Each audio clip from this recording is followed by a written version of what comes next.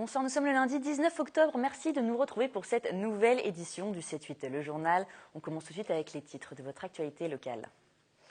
Grève dans les médiathèques de l'agglomération de Saint-Quentin en Yvelines. Le personnel a manifesté samedi contre les réductions d'effectifs. Il demande plus d'agents. Inauguration officielle pour l'ESTACA, l'école supérieure des techniques aéronautiques et de construction automobile, anciennement implantée à Levallois, a présenté vendredi son nouveau campus à Saint-Quentin en Yvelines.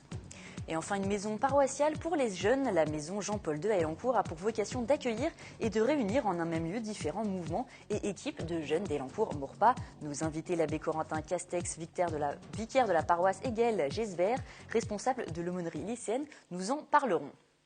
Et pour commencer ce journal, une information, un incendie s'est déclaré hier soir, dimanche, vers 22h45, dans le lycée d'hôtellerie et de tourisme de Guyancourt, place François Rabelais. Le sinistre a été maîtrisé peu après 1h du matin. Les pompiers ainsi que des moyens importants de secours ont été mobilisés, notamment 10 véhicules et engins, et 20 personnes ont été évacuées par précaution. Aucune dégradation n'est à constater et aucun relogement n'est à prévoir non plus.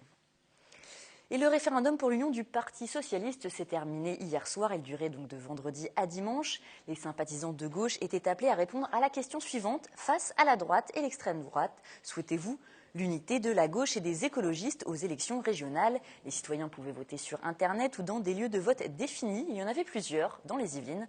Dimanche midi, c'était sur le marché de Notre-Dame de Versailles que des militants étaient présents. Une urne était à disposition pour les votants. On écoute Isabelle Ziz-Saint-Jean, vice-présidente de la région en charge de l'enseignement supérieur et de la recherche, au micro de Mickaël Elmidoro. J'espère vraiment que tous ceux qui ont des convictions de gauche et des convictions écolo vont se rendre compte du moment dans lequel on est, qu'il faut avancer ensemble, qu'il faut travailler ensemble, que peut-être que tout n'est pas parfait, qu'il y a des choses, il y a des déceptions, mais que l'essentiel quand même est là. Et qu'il ne faut pas oublier le Front National, il ne faut pas oublier la droite. On a face à nous une droite très dure, vraiment très dure. Donc ne l'oublions pas et essayons de travailler ensemble dans le dialogue, dans le compromis. Alors, dans toute la France, le oui l'a largement emporté. Le premier secrétaire du Parti socialiste, Jean-Christophe Cambadélis, a annoncé après la consultation que 251 327 personnes, c'est précis, avaient voté et que le oui avait récolté 89% des suffrages. À noter cette information à prendre avec précaution. Des irrégularités auraient pu avoir lieu dans les votes sur Internet et dans les urnes, selon des sources journalistiques.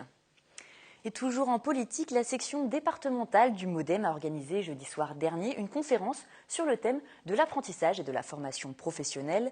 Les centristes ont présenté à cette occasion leur programme sur cette problématique en Ile-de-France pour les élections régionales de décembre prochain.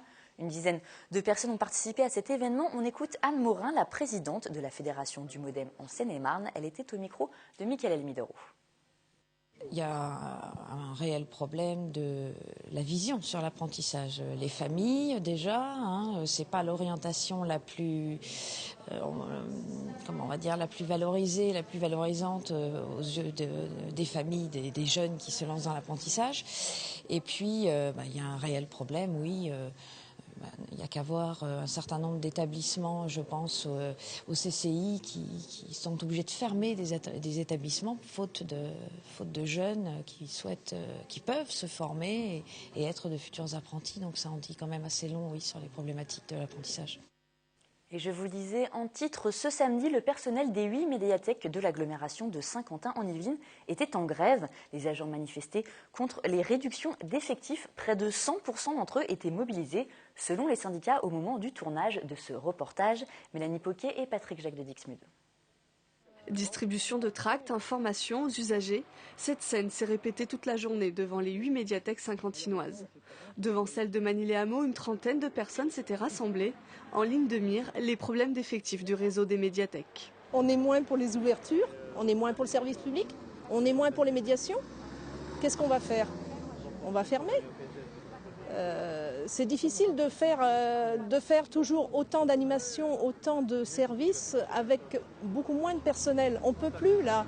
Le personnel demande aussi le remplacement des 14 postes vacants manquants aux agents du réseau. On vous réclame aussi la titularisation des 13 contractuels qui sont sur le réseau, qui sont des personnels qualifiés, qui ont été formés pour certains depuis plusieurs années par la caisse et qui sont renouvelés, pas toujours, et des fois qui sont remerciés à même pas 15 jours de la fin de leur contrat. Pour continuer à manifester leur mécontentement, les agents ont mis en ligne une pétition ce week-end.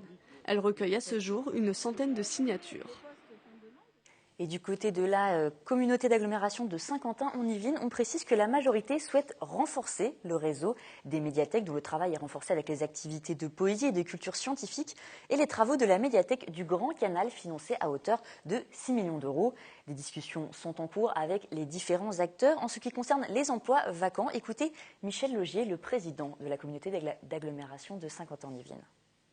Nous sommes aujourd'hui en recrutement de 5 agents, 2 par Médiathèque Aimé Césaire et Anatole France, ainsi que le responsable du bibliobus. Donc les choses sont en cours, je ne peux pas aller plus vite, et pour moi il y a de question de recruter par défaut. Donc encore faut-il avoir les collaborateurs qui sont à la hauteur de leur mission. Et la crèche Gavroche, située dans le quartier La Plaine de Nauflatrappe, a inauguré jeudi dernier ses locaux réhabilités durant l'été. Cette crèche accueillait 84 enfants en temps complet ou en temps partiel. Les travaux ont été financés par la commune de Trappes et en partie par la Caisse des allocations familiales des Yvelines. Regardez ce reportage de Mélanie Poquet. Peinture refaite, salle de bain plus petite, espace de vie plus spacieux ou encore création de nouveaux accès, la crèche communale Gavroche s'est refait une beauté. Les locaux ont été transformés, modifiés, ce qui donne plus d'espace pour les enfants, plus de pièces à utiliser pour les enfants.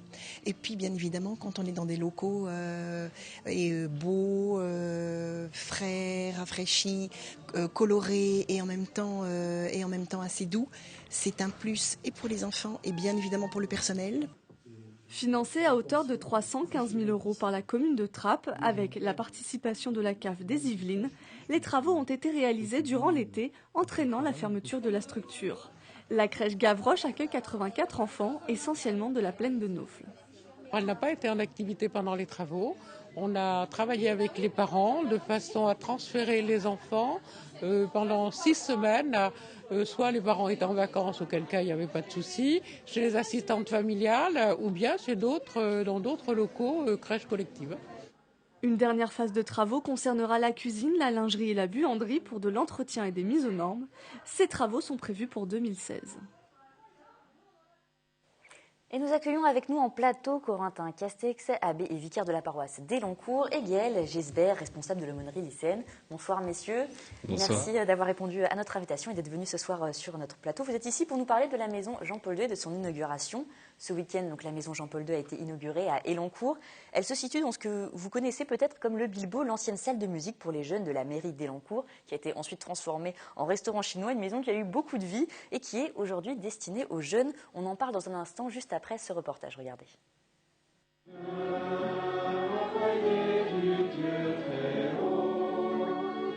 Des chants pour célébrer le baptême de la maison Jean-Paul II, inaugurée ce week-end à Elancourt, elle est destinée aux jeunes de l'éveil de la foi jusqu'à leur entrée dans l'âge adulte. Le projet était attendu depuis près de 7 ans. J'attends énormément de choses, notamment un accueil de toutes les personnes qui sont à côté, avec les différentes maisons étudiantes qui ont ouvertes à côté. Avant, on avait un centre écuménique où on pouvait se retrouver entre jeunes. Et là, aujourd'hui, on avait Notre-Dame, on avait Saint-Pierre, mais ce n'est pas des lieux qu'on pouvait s'approprier. Et du coup, cette maison, ça va nous permettre d'avoir un endroit où on va dire on se retrouve tous ensemble.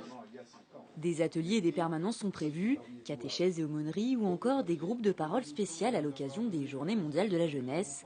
La maison a aussi une vocation missionnaire, l'évangélisation par les jeunes et pour les jeunes. L'idée de cette maison, c'est de pouvoir répondre aux questions et de transmettre la foi, à la fois à ceux qui connaissent déjà Dieu et ceux qui se posent simplement des questions, qui cherchent un sens à leur existence. Une messe a été célébrée par l'évêque de Versailles pour cette occasion. Il voit dans cette maison un symbole de renouveau. La population est en train de se renouveler doucement mais réellement. On a besoin que les jeunes générations prennent vraiment leur place. 720 000 € ont été nécessaires pour le chantier de la maison. Un investissement financé par des dons des chantiers du cardinal et du diocèse de Versailles. Tournée vers les jeunes, cette initiative s'inscrit dans la lignée du pontificat du pape Jean-Paul II et du pape François. Alors, messieurs, on l'a vu dans le reportage, cette maison était attendue depuis près de 7 ans. Corentin Kazek, je me tourne vers vous. C'est une maison qui a une histoire. Eh bien, tout à fait. En tout cas, c'est un projet porté par la paroisse depuis du coup un certain nombre d'années. Il manquait un lieu pour toutes les activités des jeunes, un lieu où les jeunes puissent se rencontrer et se soutenir dans la foi, l'approfondir et pouvoir se préparer à la transmettre, à en témoigner. Gaëlle, j'espère, on le voit dans le reportage, donc il y a des jeunes femmes qui parlent, qui expliquent qu'il manquait un lieu comme ça. Vous êtes là depuis assez longtemps, vous êtes donc responsable de l'aumônerie des lycéens. C'était vraiment un lieu qui manquait pour les jeunes? Tout à fait, il manquait un réel lieu de vie. On le voit bien, ce n'est pas une salle paroissiale, c'est une maison. Et une maison, c'est un lieu de vie, un lieu dans lequel on peut accueillir, on peut écouter, on peut aussi transmettre. Et c'est vraiment la vocation de cette maison, et c'est ce qui manquait. On a une population qui est, sur Elancourt-Maurepas, assez jeune, 40% de la population a moins de 30 ans. On a la chance d'avoir 2 foyers étudiants qui sont présents à proximité de ce lieu. C'était vraiment pour nous très important d'avoir un lieu pour accueillir toute cette jeunesse et pour pouvoir transmettre la foi. Alors dans les images, on le voit, il y a eu beaucoup de monde donc à cette inauguration, parce qu'en même temps il y avait une messe qui était célébrée. On ne se rend pas bien compte ce qu'il y a peut-être dans cette maison. Alors que va-t-on y trouver? Quelles sont les choses que les jeunes vont y trouver? Il y aurait des ateliers, qu'est-ce qui va être organisé? Bien, en fait, cette maison va accueillir tout ce que la paroisse peut proposer aux jeunes pour recevoir et transmettre la foi, pour l'approfondir. Il y aura ce que la paroisse fait déjà, c'est-à-dire le catéchisme, l'aumônerie pour les collégiens et lycéens, un lieu d'approfondissement de la foi, et aussi ce que nous pourrons proposer pour les étudiants qui vivent sur les villes d'Elancourt et Maurepas. Il y a effectivement, juste en face de la maison, un énorme foyer étudiant du Crous d'au moins 200 places. Il y a un foyer étudiant qui est aussi présent près de la gare de la Verrière. Il y en a un qui est en construction. Il y a toute la vie étudiante est en train de se réorganiser là sur Saint-Quentin-en-Yvelines. Il y a l'ouverture de l'Estaca qui a été faite ce week-end. Nous voudrions pouvoir permettre à ce monde étudiant, à tous ces jeunes étudiants, de pouvoir se poser la question de en quoi consiste la foi chrétienne et pourquoi ce que Dieu peut faire pour eux dans leur vie. Nous voudrions pouvoir leur proposer de découvrir la joie de l'Évangile. Et c'est une volonté de créer cette maison, c'est plus une volonté de l'Église ou plus peut-être une demande des jeunes? C'est effectivement les deux. Ce que nous voyons, c'est qu'il manquait pour ces jeunes un lieu de vie qui leur permette de grandir dans la foi ensemble, en se rencontrant, que les différents âges se croisent, se connaissent. Et en même temps, on sentait bien dans la paroisse que nous n'avions pas grand-chose à proposer, notamment à l'âge étudiant. Et c'était important de pouvoir avoir un lieu pour le faire. Et on sent un besoin dans les rencontres avec les jeunes que nous avons. Moi, dans mon ministère de prêtre, je rencontre aussi beaucoup d'étudiants. Et ils ont soif de comprendre la cohérence de la foi chrétienne. Aujourd'hui, dans la société, la place des religions est parfois un peu malmenée. Beaucoup se posent la question de savoir, mais finalement, pourquoi ça paraît si important pour plein de monde de croire en Dieu. Et alors, nous avons un trésor immense que nous voudrions partager, faire découvrir, parce que nous sommes persuadés qu'il y va du bonheur profond de chaque personne. Vous vous occupez également des lycéens. C'est ce qu'ils vous demandent? Vous avez des demandes, ils veulent se retrouver, parler entre eux, peut-être pas juste aller à l'église parce que c'est peut-être un peu trop solennel parfois pour des jeunes? Alors il y a une double demande, évidemment. Il y a une demande qui est à la fois une demande de formation. Pour pouvoir comprendre et vivre la foi, il est nécessaire de la transmettre.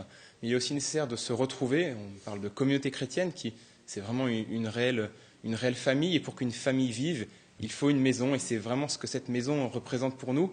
Les lycéens sont déjà rentrés dans cette maison samedi. Et pour eux, c'est une réelle joie de pouvoir se retrouver dans un lieu et retrouver aussi dans un lieu tous les autres jeunes de la paroisse, qu'ils soient plus petits qu'eux ou plus grands, ce qui sont même leurs exemples dans la foi. C'est ces étudiants qui continuent à s'engager pour l'Église. Alors la maison a aussi une vraie vocation de mission, la mission d'évangélisation. Comment ça va un peu se passer? Comment ça se déroule? C'est vraiment des jeunes qui veulent, même qui se proposent pour aller parler à d'autres? Oui, tout à fait.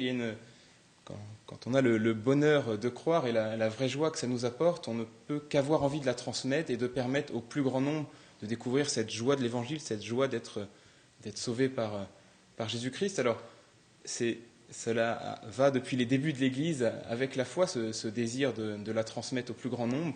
Et c'est un désir qui habite aussi bien les jeunes que nos aînés dans la foi. Mais qu'est-ce que recherchent vraiment les jeunes? Ils recherchent c'est des réponses à leurs questions, c'est de les aider dans leur orientation Je pense que fondamentalement, chaque homme recherche le bonheur.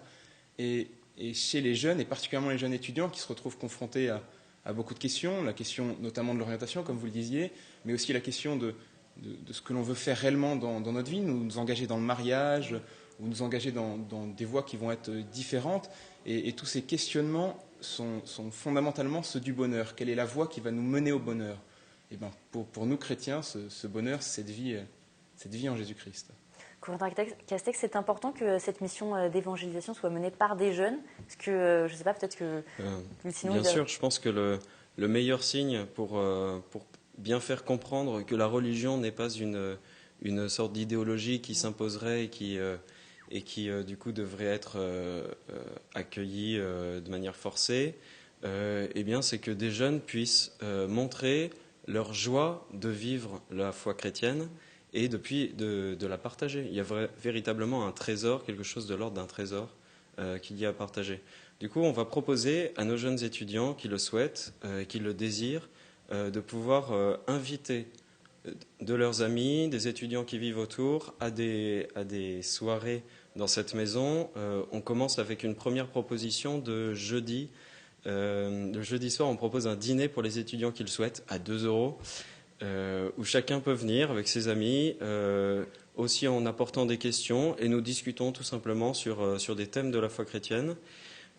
Ces soirées s'appellent les jeudines, c'est facile, à 2 € le jeudi à 20 h à la maison Jean-Paul II, au centre des 7 Mains. Mais c'est parce que les adultes ont peut-être du mal à communiquer avec les jeunes sur le problème, sur la religion, sur tout ce que ça touche? Je pense que recevoir un message de la religion, il faut qu'il soit présenté par différentes personnes.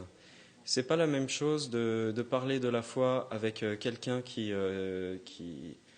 la découvre et qui l'approfondit à 19-20 ans qu'avec quelqu'un qui l'a déjà vécu depuis 30 ans, 40 ans et qui peut apporter le beau témoignage d'une fidélité et aussi d'une joie profonde d'avoir vécu, grandi avec et de continuer encore à vivre avec la foi. Je pense que ce sont des témoignages complémentaires et qui sont importants de recevoir. Donc cette maison aussi était un peu créée dans la lignée du pontificat de Jean-Paul II, bien sûr, mais aussi du pape François. C'est un moyen de redynamiser, de rajeunir en fait l'image de l'Église. Je crois que il y a effectivement une sorte de plus grande visibilité des jeunes dans l'Église depuis la création des JMJ par le pape Jean-Paul II, effectivement. Je pense aussi qu'il y a maintenant, pour les chrétiens, une prise de conscience qu'ils ont quelque chose à proposer qui n'est pas connu de leurs contemporains. Je pense que 50 ans en arrière, la foi chrétienne imprégnait davantage les pratiques sociales, ou en tout cas les traditions chrétiennes. Et la foi chrétienne, dans ce qu'elle a, dans son authenticité, pouvait être un petit peu camouflée sous un certain nombre de pratiques, etc. Et c'est une des raisons d'ailleurs du grand recul de la pratique de la foi chrétienne en France. Et aujourd'hui, les jeunes voient le décalage qu'il y a entre la perception qu'ont les gens de la foi chrétienne et leur propre manière de la vivre. Alors, une dernière question avant de nous quitter. Est-ce que vous pouvez me dire un peu les objectifs de la maison et quels vont être les grands projets que vous allez y mener? Alors, les objectifs de la maison sont très simples. C'est donc déjà de poursuivre dans un nouveau lieu ce qui se fait déjà actuellement, mais aussi de pouvoir multiplier les propositions à l'égard du monde étudiant, sachant que ces propositions vont forcément s'adapter aux demandes, aux questions profondes que les jeunes eux-mêmes vont poser. En ce moment, sur la paroisse, avec Gaël et d'autres que nous avons vus dans le reportage, nous préparons les JMJ de cet été à Cracovie, où nous emmenons tous les jeunes qui souhaitent vivre cet événement de l'Église important. Et en même temps, c'est une manière pour beaucoup de jeunes aussi de pouvoir découvrir davantage l'Église et le message formidable qu'elle porte et transmet. Tout à fait. Et puis le pape François nous appelle à ne pas être des chrétiens de salon, mais vraiment des chrétiens qui s'engagent dans la vie, et notamment la vie de leur ville. Et quoi de plus beau pour s'impliquer dans notre vie locale que d'être vraiment au cœur du centre-ville d'Élancourt, au cœur de la vie de cette paroisse. Eh bien, merci beaucoup, messieurs. Je rappelle, donc, le prochain événement, c'est jeudi soir à 20h pour les dîners 2 €. Vous aurez plus d'informations sur le site de la maison Jean-Paul II à Élancourt. Oui, sur la page Facebook de la maison Jean-Paul II, voilà. Il y a toutes les informations. Il y a même une page Facebook pour vous renseigner, n'hésitez pas à y aller. Et en parlant d'étudiants, justement, l'ESTACA, l'école supérieure des techniques aéronautiques et de construction automobile, anciennement implantée à Levallois, vient d'inaugurer son nouveau campus à Saint-Quentin-en-Yvelines. Elle fait partie du projet technologique Paris-Saclay qui vise à regrouper grandes écoles, universités et entreprises privées afin de créer un pôle d'excellence scientifique comparable à la Silicon Valley. Écoutez les précisions de Fanny Bourdillon. Installée sur le territoire de Paris-Saclay, l'ESTACA, école d'ingénieurs spécialisée dans les transports, a fêté ce vendredi après-midi son ouverture récente à Montigny-le-Bretonneux. C'est aussi renforcé par rapport au territoire de Paris-Saclay et à ce grand projet, même plus qu'un projet, à cette grande réalité d'Université Paris-Saclay, renforcer le pôle yvelinois. C'est une université qui est fortement dédiée aux technologies et à l'innovation dans les technologies et dans les systèmes. Et l'ESTACA apporte sa pierre à ce projet. C'est Michel Laugier, le maire de la ville, qui a inauguré ce nouveau campus en présence de Valérie Pécresse en campagne pour les régionales et du député David Douillet. Il nous explique pourquoi l'agglomération de Saint-Quentin-en-Yvelines est le lieu idéal pour cette école d'ingénieurs. On a déjà un très beau campus universitaire qui se complète aujourd'hui avec l'ESTACA. L'ESTACA en plus qui est au cœur quand même des grandes entreprises de l'aéronautique et de l'automobile qui sont implantées sur notre territoire, dont je crois que tout est là pour que la réussite soit au rendez-vous. Thales, Airbus ou encore Peugeot-Citroën, les entreprises du secteur aéronautique et automobile ne manquent pas dans la région. L'occasion aussi pour l'ESTACA de consolider son réseau de partenaires. Et comme chaque lundi, il est temps de parler culture avec la chronique de Sephora Namani. Bonsoir Sephora. Bonsoir Florane. Alors ce soir, je vous emmène faire un tour d'horizon autour de la programmation consacrée en ce moment à Louis XIV et surtout au tricentenaire de sa mort survenue le 1er septembre 1715 des suites de la gangrène. Le premier événement que je souhaite vous présenter, c'est l'exposition qui se tient à la Bibliothèque municipale de Versailles jusqu'au 16 janvier, une exposition intitulée Louis de Versailles qui retrace la vie de ce monarque et l'essor de la ville modelé par la seule volonté royale, Louis XIV voulant à tout prix quitter Paris et affectionnant Versailles pour ses terrains de chasse. La bibliothèque municipale, les archives communales, l'école des beaux-arts de Versailles et le musée Lambinet ont conjugué leurs collections pour offrir au public des pièces exceptionnelles comme l'acte de naissance de Louis XIV, des estampes contemporaines et gravures d'origine. Également, une exposition jusqu'au 14 février qui se tient au musée Promenade de Port-Marly intitulée « Être femme sous Louis XIV du mythe à la réalité », l'occasion de découvrir l'étiquette à laquelle les femmes devaient se plier et le rôle qui leur était dévolu. Alors il y a des expositions mais il y a aussi un colloque qui était organisé par la Société des Amis de Port-Royal de mercredi à vendredi dernier, Sephora. Exactement. Alors ce colloque se tenait sur 3 jours dans 3 lieux différents. Le mercredi 14 octobre au lycée Jules Ferry de Versailles pour un programme autour des grandes figures ayant côtoyé Louis XIV telles que Racine, historiographe du roi, Madame de Maintenon, Bossuet. Le jeudi à la bibliothèque municipale de Versailles pour échanger sur les mémorialistes du roi Soleil et enfin le vendredi à Port-Royal pour évoquer les grandes questions ecclésiales. Alors ce sont, j'imagine, des spécialistes qui ont parlé donc du personnage ? Tout à fait, exactement. Ce sont des spécialistes qui constituent en fait cette société qui s'appelle la Société des Amis de Port-Royal. Et Philippe Luez vous décrira mieux que moi les composants de cette société. La Société des Amis de Port-Royal a été créée dans les années 50, en même temps que l'État crée le musée de Port-Royal. C'est une société qui associe des universitaires travaillant sur Port-Royal, en histoire, en lettres, et des historiens amateurs ou semi-professionnels qui s'intéressent aux questions de Port-Royal sur ces mêmes domaines de recherche. Alors il faut savoir qu'il nous arrive très fréquemment d'évoquer Port-Royal des Champs, mais rarement ce lien à Louis XIV qui pour autant est fondamental parce que c'est la destruction du site de Port-Royal des Champs par le roi Soleil qui a fait la renommée de ce lieu et qui constitue une véritable énigme historique. C'est l'unique monastère détruit par ce roi très pieux durant son règne. Et on écoute tout de suite Laurence Plasnet qui va nous en dire un peu plus. C'était l'occasion de revenir sur un sujet et peut-être une grande énigme de l'histoire, à savoir que nous nous trouvons au monastère de Port-Royal des Champs, qui est l'unique monastère détruit par la volonté du roi de France. C'est une fin de règne et une histoire épouvantable. Comment le roi de France, très chrétien, a-t-il pu persécuter de la sorte un monastère dans lequel demeuraient à l'époque uniquement 22 religieuses très âgées, et le roi a envoyé plus de 200 gendarmes pour procéder à leur exil, à leur arrestation, leur exil dans différents monastères. C'est une page sanglante, terrible de l'histoire religieuse et politique de la France. Alors Séphora, pourquoi le site de Port-Royal a-t-il été détruit? Alors plusieurs hypothèses ont été évoquées comme un complot des jésuites qui étaient les confesseurs du roi à l'époque, Port-Royal étant un monastère augustinien, et donc deux conceptions de la grâce divine s'affrontaient. Port-Royal critiquait ouvertement l'absolutisme royal et considérait qu'il n'y avait pas d'intermédiaire entre le peuple et Dieu, tandis que les jésuites privilégiaient le roi comme un intermédiaire entre Dieu et son peuple. Et ainsi, le roi Soleil, qui a été élevé par les jésuites, qui lui ont donné à croire qu'il fallait craindre un risque de schisme et une hérésie ecclésiale, a préféré supprimer le site de Port-Royal et le danger politique qu'il représentait pour lui. Merci à Séphora, cette exposition à laquelle sera consacré tout un sujet dans le kiosque du 28 octobre. Et c'est la fin de cette édition. Je vous remercie de nous avoir suivis. Tout de suite, restez avec nous. Vous avez rendez-vous avec Mickaël Elmidoro pour le 7-8 Sport. Nous parlerons notamment de Morpa qui reprend les matchs de foot après la Coupe de France. Pour ma part, je vous retrouve demain à 18h pour une nouvelle édition du 7-8, le journal en direct. Je vous souhaite une très bonne soirée.